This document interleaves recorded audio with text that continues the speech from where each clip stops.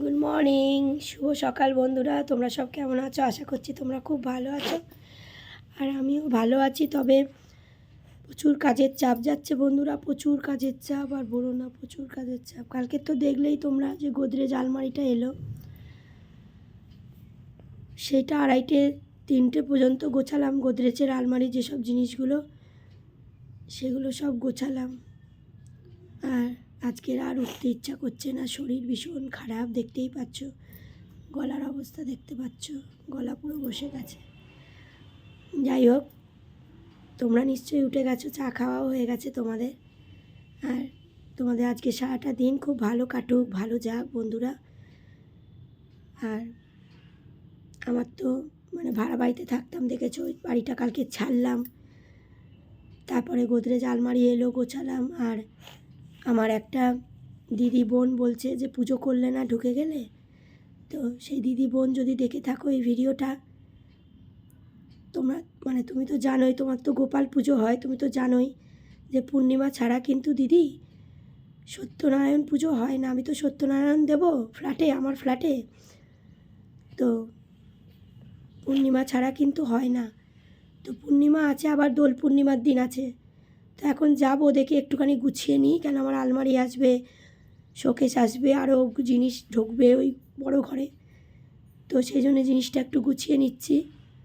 আর তারপরে মন্দিরে যাব, ঠাকুরমশাইকে বলবো একটা ছোট করে পুজো করে দিতে। আর দোল পূর্ণিমার দিন হচ্ছে সত্যনারায়ণ পুজো দেবো একটা। পূর্ণিমা ছাড়া তো সত্যনারায়ণ পুজো হয় না দিদি, সেই জন্যেই দিদি বলছে সুন্দরী কবে পুজো হবে ঢুকে গেলে নতুন বাড়িতে। সেই দিদির কথাই বলছি আর কি। দিদি যদি দেখে থাকো নিশ্চয়ই জানবে, পূর্ণিমা ছাড়া কিন্তু সত্যনারায়ণ পুজো হয় না, আমি সত্যনারায়ণই দেব। তো চলো, আমি তো ওই উঠছি, ফ্রেশ হয়ে চাটা খাবো। তোমরাও যদি যারা যারা ফ্রেশ হওনি তারা চা খেয়ে নাও, যারা উঠে পড়েছো তাদের তো কথাই নেই। তো প্রচুর খাটুনি যাচ্ছে এখন, একদম উঠতে ইচ্ছা করছে না। 2:30-3টে পর্যন্ত আলমারির জিনিস, গোদরেজের আলমারির জিনিস সব ঢুকিয়েছি। আর একটা আলমারির জিনিস এখনও আছে, তারপর শোকেস আসবে, এখনও ঝামেলা চলছে।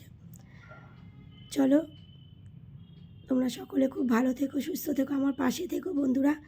আমিও কিন্তু সবার পাশে আছি, কেমন? তো চলো আমি উঠি, আর ফ্রেশ হয়ে চাটা খাই। তোমাদের আজ মর্নিংটা খুব ভালো কাটুক, কেমন? আর আমার ফ্ল্যাটটা কেমন হয়েছে অবশ্যই কিন্তু জানিও যে আমার ফ্ল্যাটটা কেমন হয়েছে।